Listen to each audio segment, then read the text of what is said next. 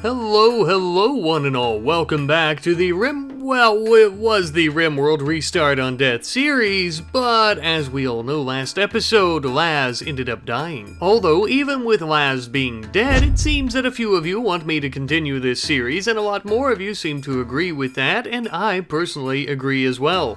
So, I suppose this is the RimWorld Steampunk Samurai series now. But to continue our story as Steampunk Samurai, we have much work to do, as per usual. Before we get into the nitty and gritty though, I do have a tortoise that ended up being self-tamed. A beautiful little critter that we would end up giving to Kono Yoshimaru as her pet. We'll consider it a gift from the universe to our new leader. Of course, this little tortoise is going to need a name though, so if you guys would like to provide that in the comment section, feel free to do so. And now the real work begins. We're going to be cutting down plenty of trees, of course, as wood is our primary resource for generators, campfires, yada yada yada, our tanks, you know, the whole 9 yards, but we're also going to be using it for a new construction project. Last episode, we built a few steam turbine engines to produce power throughout the village, but as the village continues growing larger and larger towards the south here, we're going to need plenty more of these, so we actually built a generator room / turbine hut. However, that was quickly interrupted by a raid from the Lenal mech hive. And yes, you did hear me correctly, not a mech cluster, a real raid from them.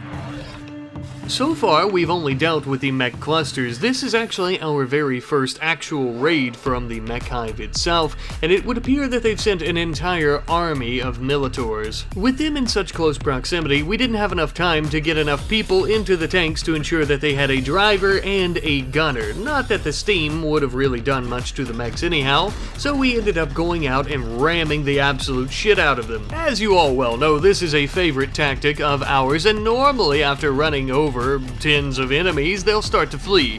But that's never the case with the mech hive. We'll have to finish off every single last one of them. And I'm afraid that our tanks have already suffered heavy damage. We would immediately have to retreat back to the garage. Luckily, we did get all 4 of our tanks back to the garage before they ran out of fuel since they were leaking. The only problem being the Militors were not far behind, so many of our people were getting pinned down in the garage itself. Our samurai would do their best to try to alleviate the pressure from the others and to draw the attention of the Militors, as would our automatons, but unfortunately it was during the battle I realized our clockwork spider had been destroyed. They ripped its clockwork innards out and it bled to death from lack of oil. Perhaps though we can bring it back. The Militors' numbers were fleeting, though there were still many of them. Nevertheless, this battle was beginning to wind down to an end finally. If it weren't for the powerful charge blast from our rifles, as well as the thick armor plating on our tanks, I think we would be digging quite a few more holes already this episode. But luckily, we had ended this battle with the only casualties being the Militors themselves as well as our automaton. Given the sheer number of the Militors, I would say that that was more than an ideal outcome. Speaking of which, we wouldn't let them go to waste, of course. We would end up deconstructing as many of them as humanly possible for their rich steel resources. Fending off raids of that size, especially with mechanoids, is extremely difficult and extremely dangerous, but I really don't mind the precious metals. Now, at the end of last episode, I had actually told all of you what my plan would be if we had continued the series and Laz didn't die. Well, since we are continuing the series, I suppose we'll go through with that plan of raising a massive empire on the planet and taking out the mercenaries. But to go about founding an empire such as this, we're going to need money, and lots of it. So we're actually loading up our tanks to go out and do a bit of trading with the Black Shogun clan. They are our closest ally and trade partner, with them being just north of the village. For the trade mission, we had brought a large variety of different types of resources and items. We brought plenty of bow and arrows, clubs, different types of weapons, of course. We also brought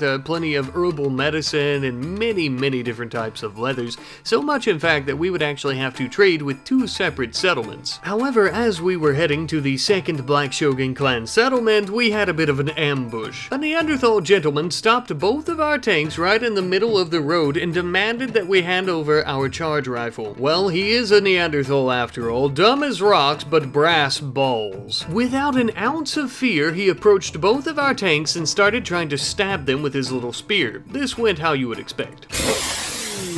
Even after getting hit with 2 jets of pressurized steam, he was still trying to crawl away, so we decided that we would try to tend to his wounds. We could use a warrior such as this with big brass balls, but it does seem that he's unwaveringly loyal, so we'll have to enslave him. Nevertheless, he can do our plant work and feed our cows for us, and perhaps even our 2 new chickens that we would end up buying from the Black Shogun clan at the second settlement, where we would end up selling many more of our goods just before we began making the very long journey all the way back home. As Kono Yoshimaru and the others were making their way back home, though, we received notification that there was a massive space battle in orbit just above our village. As this was going on, many blasts were hitting the planet's surface in the nearby mountains, along with several ship chunks. Interestingly enough, though, there were also many transport pods that were hitting the ground as well, I suppose, trying to flee their ship as it was being torn apart. One of the crewmates that were trying to get away from the battle, though, was a young lad by the name of Hiroshi. He was just a boy, about 13 years of age. We couldn't just let him sit out there and die, so Jiraiya ran out into the heat of danger as ship chunks and blasts were going everywhere and saved him. We began tending to his wounds, hoping that after we saved him like this, he also might be willing to join us so we could keep him here and keep him out of danger. But a little bit of a spoiler, that didn't end up happening. He did, however, tell us that it was the same mercenaries on the planet itself that had attacked their ship, only further proving our point that we cannot coexist with those bastards. There was nothing that we could do to try and even assist those that were in the ship in orbit, though, as we only have hot air balloons. We'll never make it up there before it pops. So it is in their memory that we begin to deconstruct all of the parts from their ship, that we will utilize these resources to fight against the mercenaries themselves and further our goal and empire on the planet. That's the long dramatic way of saying they're all already dead, there's nothing we can do, so we're just gonna use this steel and components. Shortly thereafter, Kono Yoshimaru and the others have finally returned back with the prisoner Neanderthal as well as all our goods, but the Neanderthal wasn't too keen on staying, so we had to give him a swift beatdown. This little tussle happened right in front of our 2 new chickens, so because of their traumatizing experience with that, they were much more receptive to following us. Speaking of our chickens, we didn't have a proper place to keep them other than with our cows, so we quickly began working on a small but sturdy pen for them. A bit small but effective. We can always end up expanding it later on, and of course it should keep the predators out for the time being. Since our population is growing and we are further expanding our village down south and this other opening in between the mountains, of course, where the cow pen and the chicken pen is, I thought it would be a great idea for us to expand the tunnel that we're using to travel from the north part of the village into the south part. That way we have plenty of room when walking through. And since we're going to have residential areas down here as well, I thought it would be good to put in a proper road. That way we can ensure that there is effective maneuvering back and forth through their day-to-day operations. And it is because of that, and knowing that they're going to travel through the tunnel daily, I actually decided to put some slate walls in to try to hide the steam piping that's going to our steam generators, because these pipes actually have a -2 beauty, and then some of the slate columns and the lights and everything that we put in there, of course, has a much more beautiful stat, kind of counteracting that. Now then, as we continue to work on our little booming town here, and or what is becoming a little booming steampunk Japanese city of sorts, I wanted to talk more about the Empire mod in case somebody's not all that familiar with it, or in case you guys just need a bit of a refresher. Essentially, this mod will be able to pay some silver on the world map to have some different areas settled, and within those areas we'll actually be able to set up logging camps, mining sites, different things of that sort, and to make more money to bring back into the Empire.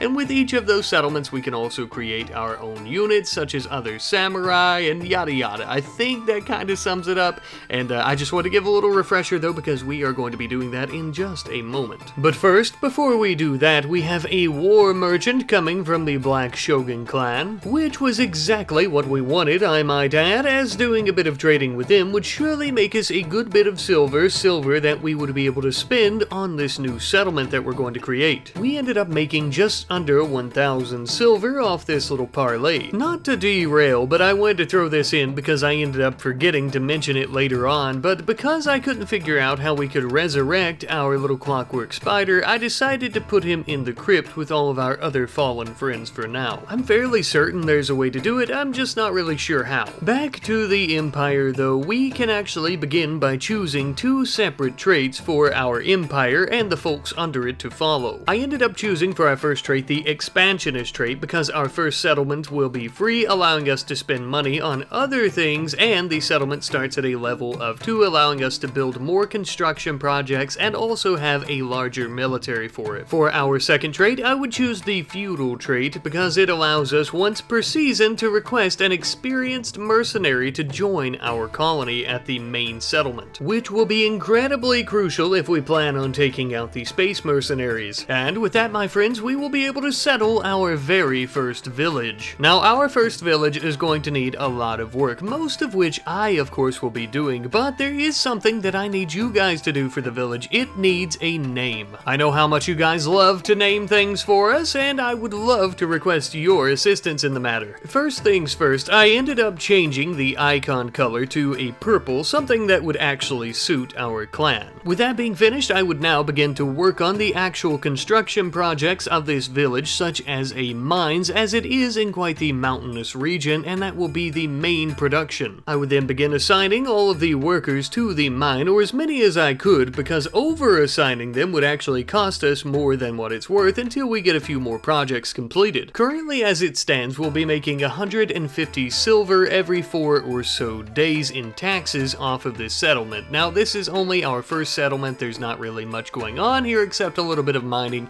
and thus why it is so low. Eventually, as we found more, we'll be able to make more money. There is also what is called the tithe, so essentially instead of requesting our taxes in a monetary form, we could also instead request a different type of material such as steel, or at least that is my understanding. I've yet to really use this feature, but I've been told about it. This will come in quite handy for us. As you well know, we need plenty of steel to build more steam tanks, and I still do plan on building quite the little fleet of them at some point. But with this, we would also finally be able to create a military unit for the settlement, as well as all of our future settlements and the squads that will be protecting them. I did get a little bit out of hand with all the equipment that I was trying to give to the unit, and I had to cut back a little bit. This is also why I chose the traits that I did, because our settlement is a level 2, we can actually afford a military unit that cost 1,000 silver, and the current one that you're looking at cost about 980. Now you might ask what the significance is of these military units. Well, one big thing that we can do, as you can see here, is we can actually call in reinforcements to any point on the map. Once the reinforcements have arrived on the map, we do have some pretty loose control over them. The AI can be a little bit wonky at times, but we can move them and we can get them to attack and also leave, of course, once they're finished. This will also come in very handy for us once we have enough settlements with enough large militaries of their own, and we can request basically several different squads and armies of samurai to attack the space mercenary settlements along with us. I mean, it's very cool, and if you haven't seen it before, I did use this in the Gun Empire series as well, if you kind of want to see it on full display. Now then, we move on to plenty of work and construction projects in the southern section of our village where we've been expanding, but not only that, we've also been doing a lot of strip mining. As you can see, half of the damn mountain is gone by this point. Because the southern section of the base here is basically the mining area and an industrial district, I thought it would be perfect for us to go ahead and construct something of a resource depot. The depot itself is specifically going to be for stone blocks for the time being, with there being a large storage area for them and a smaller area where we will actually have 2 electric stone cutting benches. And we'll also be using the backyard of the depot for storage of stone chunks that will end up getting cut. Then we would move on underneath the mountains themselves, where we would actually build something of a mining camp for all of our samurai that end up becoming miners in our industrial district. Now, this type of residential area is obviously less than desirable, especially in comparison to the actual housing that we've been building for most of our members thus far. So I'm mostly going to use it as an overflow population area. Once we have too many people while we're waiting to build some actual housing for them, they'll be able to live here in the mines. I know it's not exactly pretty, but we do have all the amenities they may need with some decorative incense, some nice rugs and lighting, areas to eat at, and of course we would also put in a shrine, that way they may worship and meditate as they please. We took some time and allowed our samurai to move things around, such as the stone chunks, the stone blocks, and everything like that, as these were some pretty hefty hauling duties for a good bit of time. Then we would begin utilizing many of those stone blocks to better our defenses in the southern section wall down here. We began building some new slate embrasures, wooden shields, wooden barricades of different types, as well as some steel bear traps, but the coup de grace down here, we ended up building 2 clockwork sniper turrets as well. All in all, I'm pretty proud of these defenses, especially given the small area we had to work with here. Now, by this point, we still had plenty of steel from smashing all the mechanoids earlier on in the video, and we were also melting down plenty of steel slag chunks from the massive space battle that happened in orbit and crashed right in our backyard. It was thanks to all those opportunities for the resources that we were able to begin working on parts for a brand new steam tank. A little bit of time later, and the leader of the Black Shogun clan had made a request to us. It would seem that they've been experimenting with some new types of technology that has equated in them getting 406 toxic waste packs, and they wanted to ship them here, and in exchange they would give us a Psylink neuroformer, so I accepted. The gargantuan pile of trash ended up arriving, and they also ended up making good on their promise by sending the neuroformer itself as well, just as we had hoped. Now, you might be asking why I even care about a neuroformer, but I was hoping to give one to Laz before his tragic demise. Instead, we'll give it to Kona Yoshimaru, because truly the only thing better than steampunk samurai are steampunk samurai who can move things with their minds. As of right now, she can really only move a few boulders around, but who knows, maybe she could crush somebody with it. Besides, we already have a few shrines where she can meditate and try to upgrade her abilities. We would immediately begin spending several days moving the large waste pack pile around the mountain just in case we were to have a hive come from it. People normally always tell me that I should just try to freeze these waste packs, that way they don't explode and eventually cause some type of insectoid hive, and I think that's a really good idea, but I also really like the challenge, and I don't think our samurai have invented refrigeration yet. Something that they have invented, though, are some pretty basic and rudimentary forms of radio communication. Through our extensive research into steampunk and steam-powered technologies, we have figured out how to communicate with a radio tower as well as a console. The comms console here was a steam-powered one and served the exact same functionality as your normal comms console, of course. It'll most definitely come in handy if we were to need to hire some pirates, as you can see, or possibly request reinforcements from one of our nearby settlements that we end up founding, or even just communicate with our allies. Interestingly enough, after founding a form of communication, we ended up receiving a correspondence from our nearby village that we had settled about some illegal drug use. Local leadership is requesting our say-so in shutting down the drug trade, which of course we would end up doing. I have a feeling this may have something to do with the space mercenaries. We would also end up having the option to leave the drug trade up, that way we can actually have an increase to our taxes from the village, but we are people of morals. The taxes would be good for funding a war against the mercenaries, but we can't do anything if everyone's high all the time. And by this point we had also accumulated enough of our tank parts that we could finally finish up yet another deliverance tank.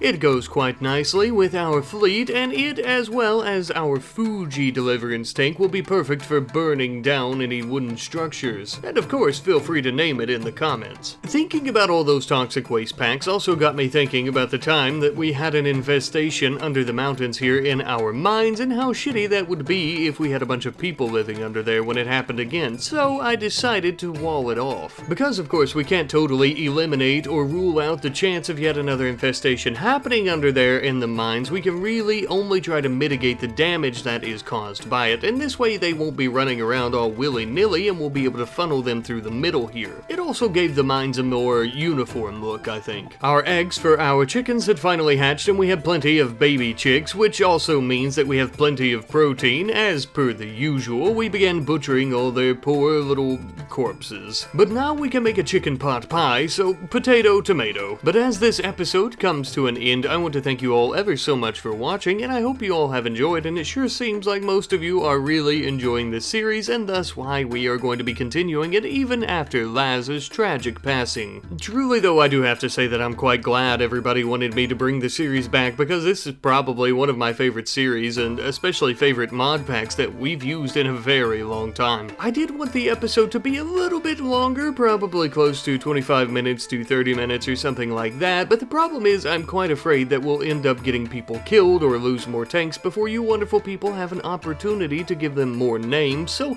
I'm just trying to avoid that here in our next episode in the series, and this will also kind of help people realize that this series is still ongoing even after Laz died. But it is in his name that we continue, a true friend and a true leader. We can only hope to live up to a fraction of his skill, his wits, and his tactics. We'll make you proud, old friend, wherever you may be. Until next time, my friends.